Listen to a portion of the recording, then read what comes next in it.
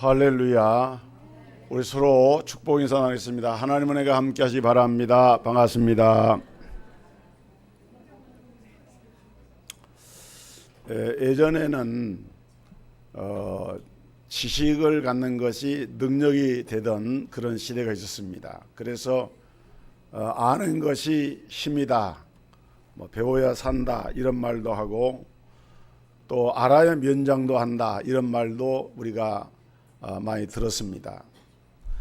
그러나 현대에 와서는 과연 이 현대 사회에서 안다고 하는 것이 과연 어떤 의미인가 하는 생각을 갖게 됩니다. 왜냐하면은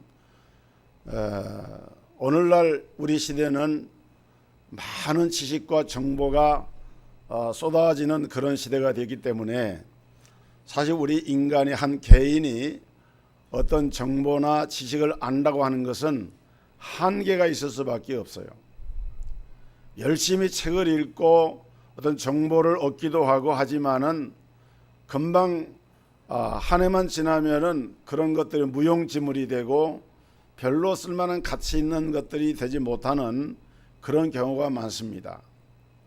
몇 년 전에 통계를 보니까 우리나라에서만 하루에 133권의 책이 이렇게 출간이 된다 그래요. 하루에. 세계적으로 본다고 하면은 하루에도 수천 수만 종의 책이 나오고, 그런 것들 한 1년간 계속이 된다고 하면은 그 정보가 얼마나 많겠습니까? 그러니까 우리가 어떤 것을 이제 안다라고 하는 것이 지식의 총체 그 양에서 비교해 볼 때 지극히 작은 한 부분만을 아는 거예요. 그러니까 이런 지식을 가지고 뭘 안다라고 하는 것은 한계가 있을 수밖에 없다 하는 그런 결론에 이르게 되는 것입니다.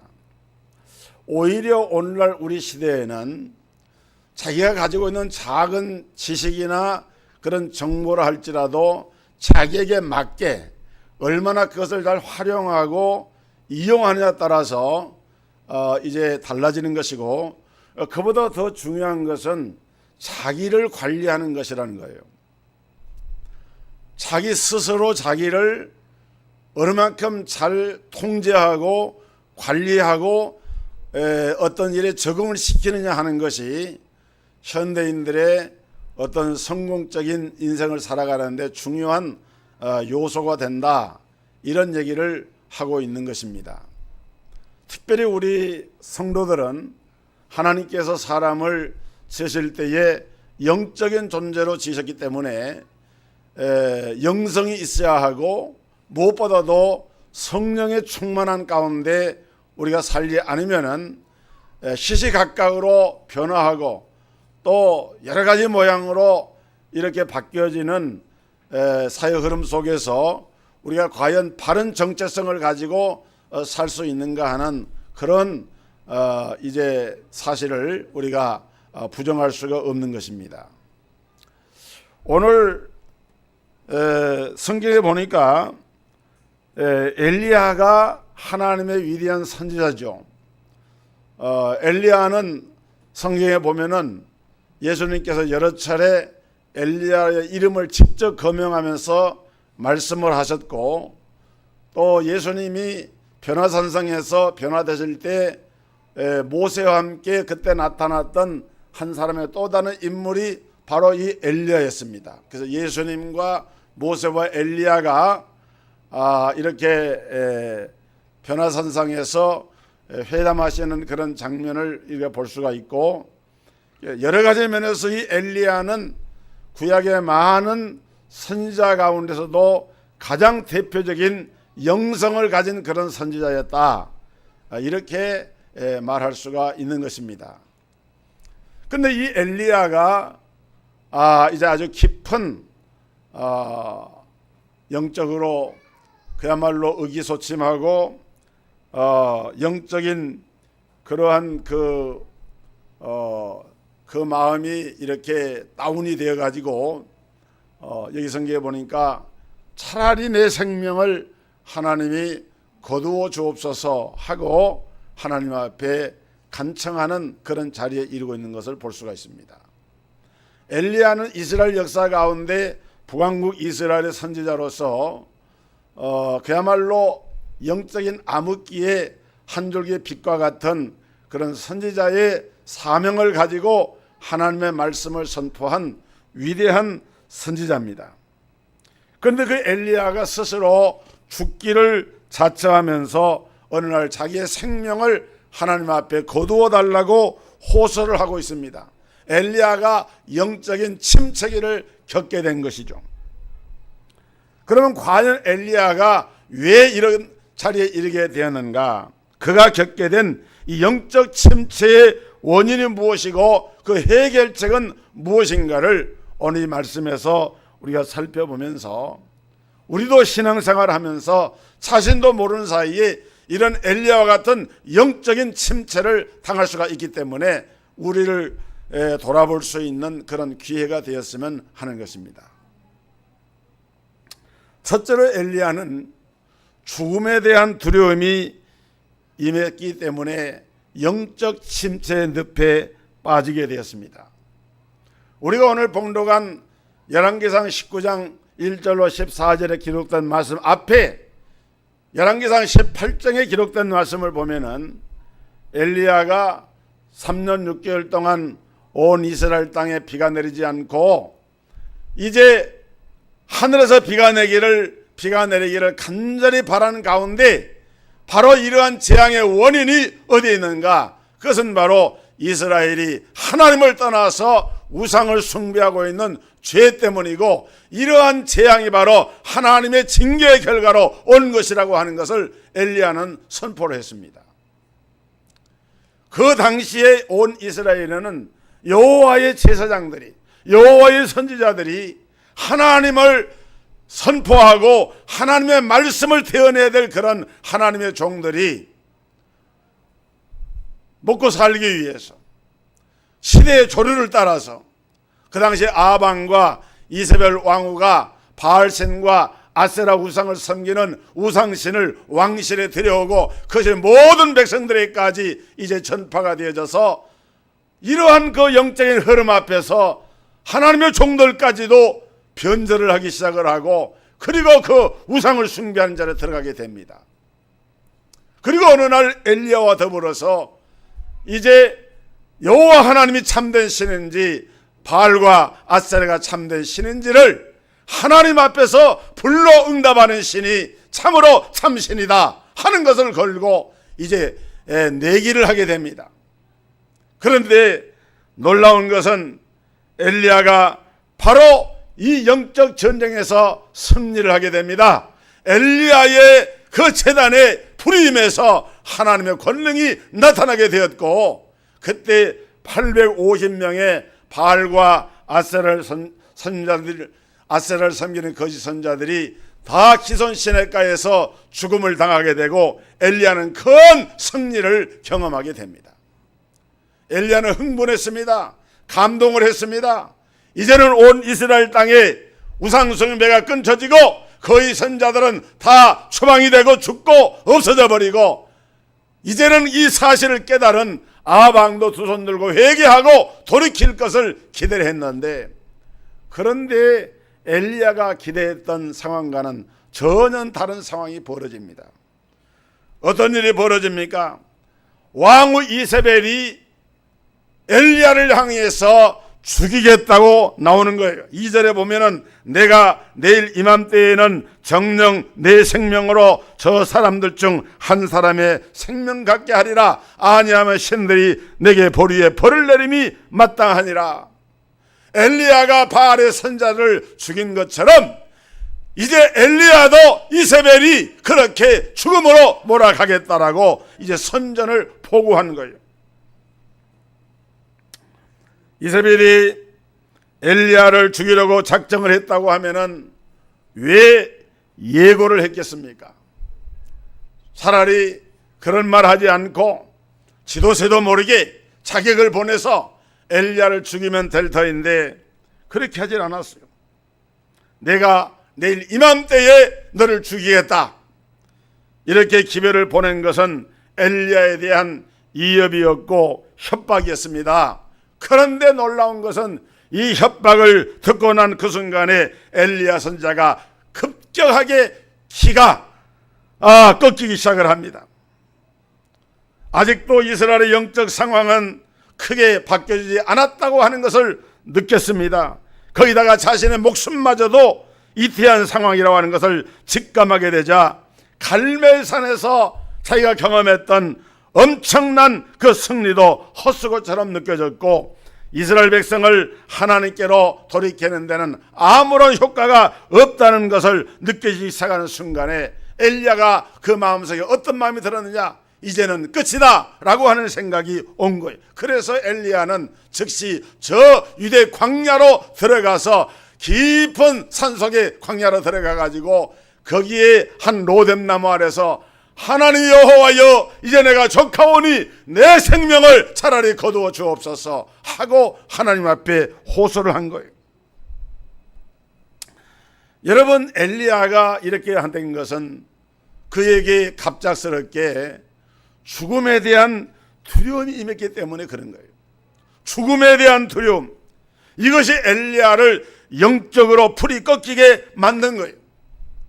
여러분, 아무리 건강한 사람이라 할지라도, 담력이 큰 사람이라 할지라도 내일 네가 어떤 경우에서 네가 죽을 것이다 라고 하는 말을 듣게 된다고 하면은 그것이 실제적으로 자기의 부닥친 그러한 이제 이런 일이라고 하면은 사실 사람이 간담이 떨리고 두려움을 당할 수밖에 없는 것이죠. 엘리야가 지금 그런 상황이 되었습니다. 여러분, 우리는 아무도 이제 장담할 수가 없습니다. 우리 이대호 장로님이 어저께 갑자기 병원에 입원해서 장현에 있는 현대병원에 이렇게 입원했다고 하는 연락을 받았어요. 중환자실에 들어갔습니다. 이렇게 뭐 그렇다고 여러분 걱정은 하지 마세요. 괜찮합니다. 살아 있습니다. 그런데 사람 일을 모르는 거예요. 갑작스럽게 일이 생기는 거예요. 우리가 어떤 상황에서 죽음의 위협 앞에 이렇게 딱 직면하게 되면은 두려운 마음이 생겨질 수밖에 없어요. 그러나 여러분, 속지 마시길 바랍니다. 이 죽음의 공포라고 하는 것은 사단이 가지고 있는 무기인데, 일찍이 사도 바울은 고린도전서 15장에서 사망아 너 이기는 것이 무엇이냐, 사망아 너의 쏘는 것이 무엇이냐, 사망에 쏘는 것은 죄요 죄의 권능은 율법이라 내가 우리 주 그리스도 예수 안에 있는 하나님의 권세와 권능으로 말미암아 내게 이김을 주시는 하나님께 감사하노니, 그러므로 내 사랑하는 형제들아 견고하며 흔들지 말며 더욱더 주님의 일에 힘쓰는 자들이 되라. 이는 너희 수고가 주 안에서 헛되지 않은 줄 알미니라 라고 선포하면서 죽음을 향해서 담대하게 선포를 하고 있는 것을 볼 수가 있습니다. 사랑하는 성도 여러분, 사단은 우리를 죽인다고 위협을 합니다. 그리고 죽음은 모든 것이 끝이라고 위협을 합니다. 그러나 죽음은 더 이상 우리 믿는 자의 적수가 될 수가 없는 것은 우리 주 예수 그리스도께서 죽음을 이기시고 부활하셨기 때문인 것입니다. 우리 예수님은 사망 권세를 이기시고 부활하실 뿐만 아니라 오늘 예수를 믿는 모든 성도들에게 영생이 있음을 선포하시면서 우리에게는 영생의 소망이 있기 때문에, 그래서 사도 바울은 죽음 앞에서도 두려워하지 않았다는 거예요. 오늘 그렇기 때문에 이 죽음이라고 하는 것은 사실은 천국으로 들어가는 하나의 과정에 지나치는 하나의 작은 터널에 불과한 거예요. 우리 예수 믿는 성도들은 오히려 자금 이후로 주 안에서 죽는 자들은 복이 있더라, 복이 있도다. 요한계시록 14장 13절을 보니까 죽는 것이 오히려 복이 있다, 그렇게 말씀을 했어요. 오늘 사랑하는 성도 여러분, 생명의 주이신 하나님, 그분이 우리에게 생명을 주시고 영생을 주셨는데 죽음의 두려움 앞에서도 오히려 담대할 수 있는 이런 믿음을 갖는 우리 성도들이 될 수 있기를 주의 이름으로 축복합니다. 두 번째로, 여기 엘리야는 너무나 피곤해서 탈진을 했기 때문에 이런 영적인 침체에 빠지게 됐습니다. 엘리야는 지금 몹시 지쳐 있어요. 기근을 통해서도 이 집 저 집 다니면서 엘리야는 생명을 이제 피신하면서 다녔습니다. 그는 당대 최고 권력자인 아합 왕과의 영적 싸움에 지쳐 있었습니다. 이런 말이 그렇지 850명이나 되는 이 거짓 선자들을 다 칼로 기성강에서 죽음으로 몰아갈 그럴 때에 그 엘리야 자신은 그것이 하나님의 일을 위해서 한다고 했지만은 얼마나 영적으로 심적으로 부담감이 컸겠어요. 말로 할 수 없는 이런 부담감 속에서 지칠 대로 지쳤고, 만약에 이 영적 전쟁에 지면은 끝이라고 하는 그런 초조감도 거기 있었고, 많은 이런 압력과 스트레스를 받는 가운데 그 몸은 지쳐 있었던 거예요. 이제 도저히 더 이상 버티기가 힘든 징이 됐습니다. 결국은 자포자기에 빠지게 되고 모든 것을 포기하고 싶은 그런 마음의 인간이기 때문에 엘리야가 아무리 위대한 하나님의 종이지만은 그런 이제 육신의 피곤함과 곤비함이 그를 그렇게 몰아갔던 거예요. 여러분, 시편 38편 8절에 내가 피곤하고 심히 상하였음에 마음이 불안하여 신음하나이다, 이렇게 시편 기자는 고백을 하고 있습니다. 사람이요 너무 피곤하면은요 의욕상실이 옵니다. 영적으로도 기도할 수 있는 힘을 잃게 되는 거예요. 우리 사람은 하나님께서 우리 육신의 몸이라고 하는 그릇을 당신의 성전을 삼고 우리 안에 거하시고, 우리의 영이나 우리의 마음도 이 육체라고 하는 하나의 그릇을 통해서, 그 집을 통해서 거하기 때문에 우리 육체가 중요한 거예요. 그런데 육체가 너무 과도하게 스트레스를 받고 또 피곤해지고 또 먹지 못하고 자지 못하고 힘을 잃게 되면은 그 영적으로도 심각한 위기를 가져오게 되는 거예요. 그래서 엘리야가 이 부엘세바 광야로 들어가서 로뎀나무 아래서 죽기를 구했던 겁니다. 여러분, 하나님께서 이것을 아시기 때문에 우리에게 6일 동안 일하고 제7일에는 안식을 하도록 안식일을 주신 거예요. 사람들이 뭣도 모르고 안식일을 쉬지 않고 일하면은 더 수입이 나고 더 잘 살 것처럼 생각하지만 아닙니다. 하나님께서 안식일을 주신 것은 안식일을 거룩히 지켜야만 우리가 영육간에 우리 건강을 유지하고 복을 받을 수 있기 때문에 그렇게 하신 거예요. 주일을 성수하고 안식일을 거룩히 여기는, 이것이 바로 하나님 앞에 우리가 잘 살 수 있는 비결입니다. 많은 사람들이 휴식을 포기합니다. 왜 그렇습니까?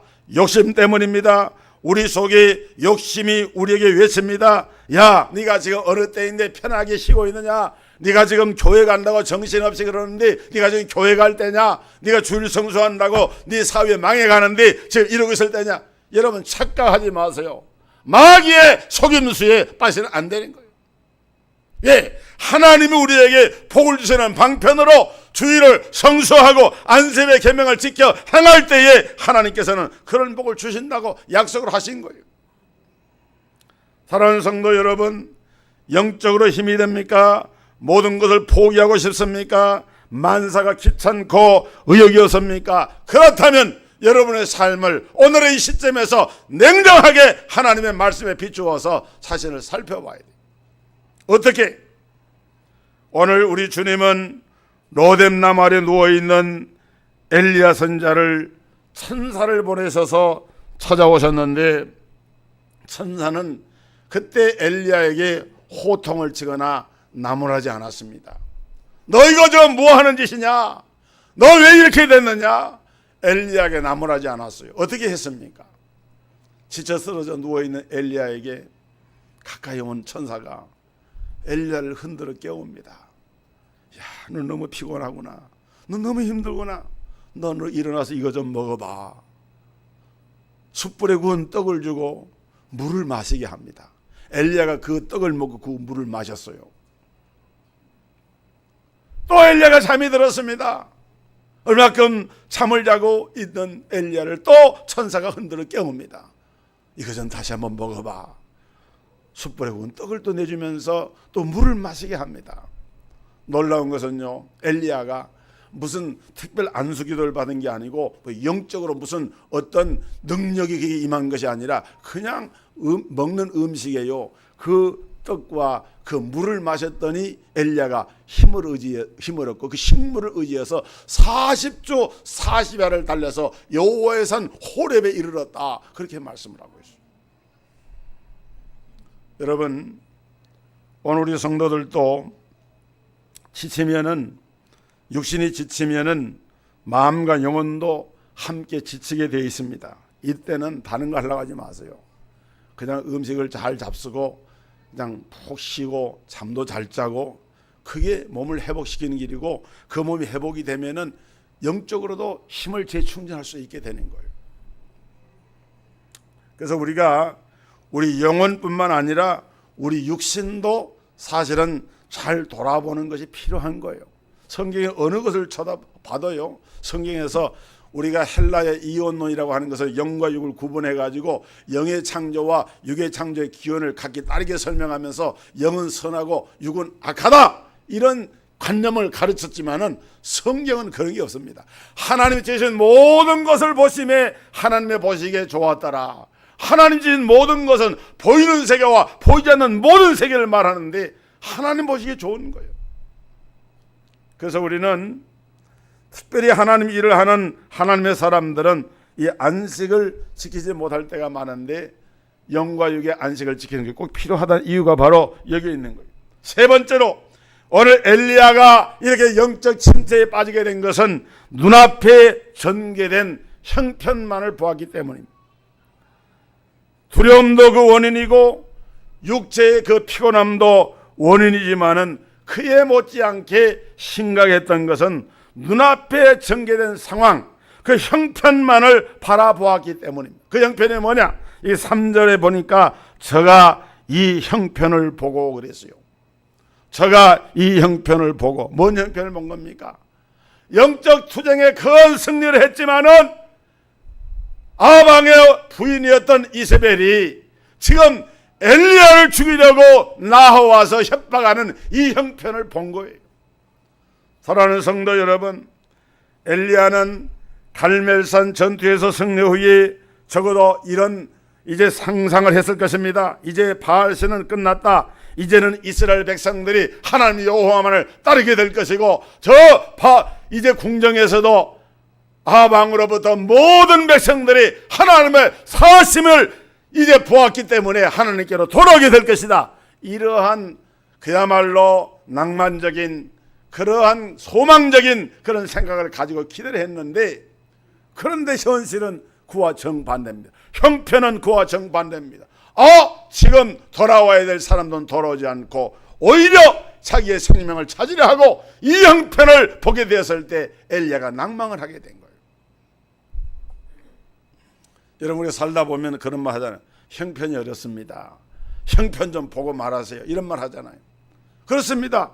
우리가 살다 보면은 우리가 지금 처해 있는 상황, 그 형편이라고 하는 것이 있어요. 그런데 그 형편만을 보게 되어지면은 사람은 낙심하게 되고 영적 침체의 늪에 빠질 수가 있다는 거예요. 여러분, 아브라함의 조카 롯이 이제 아브라함이 네가 오늘날 네가 먼저 어느 것을 먼저 택해라. 네가 좌하면 내가 우하겠고 네가 우하면 내가 좌하겠다.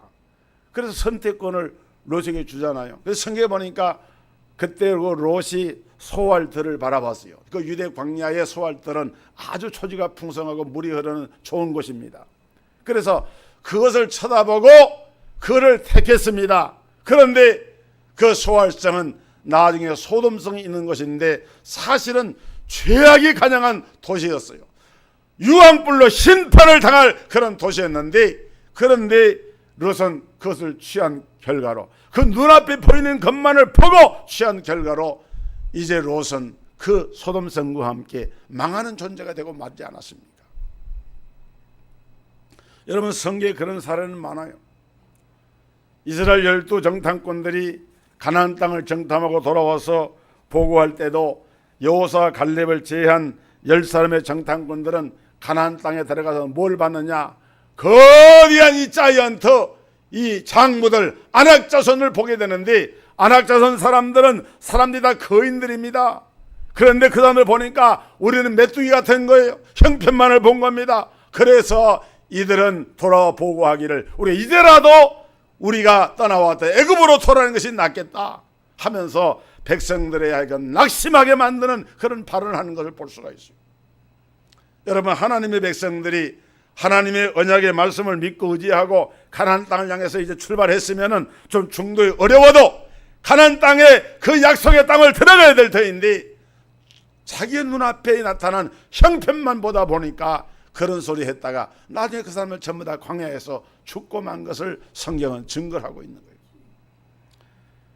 베드로도 물 위로 걷는 예수님을 바라봤습니다. 주님, 나도 좀 걷게 해주세요. 예수님이 오라 하니까 베드로가 배에서 뛰어내려가지고 이제 물 위로 걸어가는데, 예수님을 막 잡으려고 하는데 갑자기 파도가 눈앞에 쫙 일어나는데 예수님이 보이지 않고 파도가 눈앞에 보이니까 의심하는 마음이 생겨졌어요.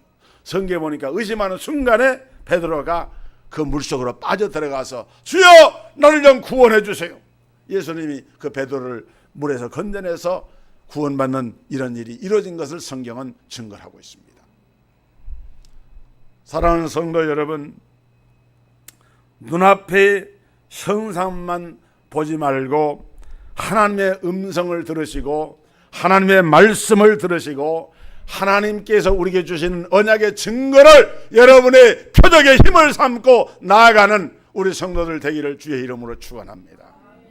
사람의 칭찬이나 사람의 인정을 힘으로 삼지 말고 어떤 나타난 표적이나 어떤 기사나 이런 걸 가지고 여러분 증거를 삼으려 하지 말고, 이사야 40장 28절이 너는 알지 못하였느냐, 듣지 못하였느냐, 영원하신 하나님 여호와 땅끝까지 창조하신 자는 피곤치 아니하시며 곤비치 아니하시며 명철이 한이 없으시며 피곤한 자에게는 능력을 주시며 무능한 자에게는 힘을 더하시나니 소년이라도 피곤하며 곤비하며 장정이라 넘어지며 자빠지되 오직 여호와를 앙망하는 자는 새 힘을 얻으리니 저는 독수리의 날개치며 올라감 같을 것이요 다른 막질하여도 곤비치 아니하겠고 걸어가도 피곤치 아니하리로다. 할렐루야. 이런 은혜가 우리 성도들에게 임하기를 주의 이름으로 축원합니다. 축원합니다. 축원합니다. 그런 힘을 얻으세요. 마지막으로 엘리야의 영적 침체 원인은 자기 혼자라고 하는 생각을 했기 때문입니다. 오늘 본문에 보면은 오직 나만 남았거늘 저희가 내 생명을 찾아 취하려 하나이다. 두 번이나 이 말이 오늘 본문의 10절과 14절에 두 번이나 나옵니다. 오직 나만 남았거늘 저희가 내 생명을 취하려 하나이다. 여러분, 엘리야는 혼자 남았다고 생각했어요. 우리가 신앙생활 하다 보면은 힘들고 어려운 일을 당하다 보면은 우리가 그런 생각이 들 때가 있어요. 정말 외롭다, 힘들다, 나 혼자밖에 안 남은 것 같아. 엘리야가 바로 그런 생각한 거예요. 그런데 그런 엘리야에게 하나님께서 뭐라고 말씀합니까? 바알에게 무릎을 꿇지 한 7,000인을 남겨뒀다는 거예요. 엘리야가 생각할 때는 엘리야와 뜻을 같이 한 사람들이 한 사람도 없고 자기만 혼자 남았다는 생각했는데, 사실 그때 이미 하나님은 바알에게 무릎을 꿇지 한 7,000인의 용사들을 남겨두고 하나님의 일을 지금도 행하고 계신다 하는 것을 지금 여기 선포를 하고 있는 거예요. 여러분 이 엘리야는 사실 그의 가족 이야기가 성경에 전혀 안 나오고요. 또 그의 출신만 언급이 되는데 뭐라고 얘기했는가 하면은 길르앗에 우구하는 자 디셉 사람 엘리야라 그랬어요. 여러분, 엘리야는 그다지 이름이 나 있지 않는 저 시골에 아주 시골 촌구석에서 이렇게 나와서 머무는 그런 보통 사람입니다. 모세처럼 바로의 궁에서 훈련을 받은 일도 없고, 또 사도 바울처럼 아주 이렇게 큰 학문을 가지고 공부한 그런 배경을 가진 것도 아니고, 그야말로 지방 출신으로 이 길르앗이라 하는 동네에 살고 있는, 그런데다 당시에 이 시대적인 배경에 영적으로 어둡고 캄캄했는데 당시의 권력자인 이 아합 왕은 바알을 섬겼고 그 부인도 이세벨을 섬기는데, 그러니 백성들이 다 우상을 섬기고, 사실 엘리야가 하나님의 은혜를 주셔서 능력을 행하고 했지만은 엘리야는 사실 자기를 가만히 돌아보면은 배경이 있는 것도 아니고 실력이 있는 것도 아니고, 사실 하나님 힘 주셔서 그런 일을 한 것이지, 하나님이 그 순간을 거둬가시면 아무것도 아닌 거예요. 아무리 돌아봐도 자기는 아무것도 아닌 거예요. 그러니까 이세벨이 이업을 하고 환경은 변화되지 아니하고 형편을 볼 때에 너무 힘들고 자기 몸은 너무 피곤하고 지치고, 나 혼자 남았는데 이제는 안 되겠구나, 포기해야 되겠구나, 하나님 로뎀 안에서 내 생명을 거두어 달라고 그렇게 호소를 한 거예요. 사랑하는 성도 여러분, 오늘 혹시나 엘리야처럼 혼자라고 생각을 하십니까? 나만 혼자 남았다 생각하십니까? 우리 하나님은 결코 저와 여러분을 혼자 내버려 두지 아니하시는 하나님인 것을 믿으시기를 주의 이름으로 축원합니다. 그래서 사람이 혼자 어떤 일을 한다고 하는 건 어려워요. 하나님께서는 하나님의 사람들을 성경에 보면 들어 쓰시고 일하실 때에 반드시 그 사람과 함께하는 동역자들을 붙여주시거나 하나님이 그에게 함께하시는 증거를 나타내 보여주셨어요. 여호수아 1장 5절에 보니까 네 평생에 너를 능히 대적할 자가 없으리니 내가 모세와 함께 했던 것 같이 너와 함께 있을 것임이니라. 내가 너를 떠나지 아니하며 버리지 아니하리니 강하고 담대하라. 너는 내가 그들의 조상에게 맹세하여 그들에게 주리라 한 땅을 이 백성에게 차지하게 하리라 라고 여호수아에게 말씀을 하셨어요. 모세가 죽고 여호수아만 남았는데 여호수아를 홀로 버려두지 아니하시고 하나님이 함께 하시겠다는 거예요. 더 나아가서 하나님은 당신의 일꾼들을 곳곳에 남겨두시는 하나님이십니다. 하나님은 우리를 버리지도 아니하시고 우리를 떠나지도 아니하시는 분이기 때문에 엘리야가 나 혼자입니다 라고 말할 때 아니야, 7천년을 내게 남겨두어서 내가 이스라엘 가운데 7천년을 남기느니 다 무릎을 바알에게 꿇지 아니하고 다 그 입을 바알에게 입맞추지 아니한 자니라 라고 하면서 너는 혼자가 아니라고 말씀을 하고 있는 거예요. 한번 옆에 있는 분에게 한번 얘기하십시오. 당신은 혼자가 아닙니다. 권사님 혼자가 아니에요. 지사님 혼자가 아니에요. 성도는 혼자가 아니에요. 주님이 함께하고 계심을 여러분 믿고 그렇게 고백을 하세요. 사랑하는 성도 여러분, 힘들고 지쳐서 자포자기하고 싶은 마음이 일어날 때에 우리와 함께 하시는 그 주님, 나에게 동역자를 붙여주시는 주님, 바알에게 무릎을 꿇지 않은 7천을 남겨두시고 그 일을 계속해서 하시겠다고 선포하시는 그 주님, 이 주님을 마음에 담고 오늘 일어나서 여러분에게 맡겨주신 거룩한 사명을 붙잡고 전진해 나아가는 이런 귀한 성도들이 다 되기를 주의 이름으로 축복합니다. 기도하겠습니다. 하나님 아버지, 엘리야가 그 큰 영적 승리에도 불구하고 그는 이세벨의 이업 앞에 간담이 서늘해졌고 몸도 피곤해졌고 주변에 아무도 없다고 느꼈고 너무나도 힘들고 어려운 그런 가운데서 차라리 자기의 생명을 거두어 달라고 했지만은 우리 하나님께서는 엘리야에게 떡과 물을 주시고 그를 위로하시고 힘을 주시고 바알에게 무릎을 꿇잔 7천을 남겼다고 선포하시고 엘리야에게 더 큰 사명을 부여하시고 이 사명을 감당케 하시는 놀라운 은혜를 베풀어 주셨습니다. 사랑하는 우리 성도들에게 주여 오늘 이 시간에 힘을 주시기를 원합니다. 믿음을 주시기를 원합니다. 성령의 충만한 은혜를 더하여 주시기를 원합니다. 그래서 우리들도 엘리야처럼 다시금 힘을 얻고 전능하신 하나님의 권세와 능력을 의지하여 믿음으로 승리하며 하나님 앞에 영광을 돌리는 복된 성도들로 인도하여 주옵소서. 예수 그리스도 이름으로 기도하옵나이다. 아멘.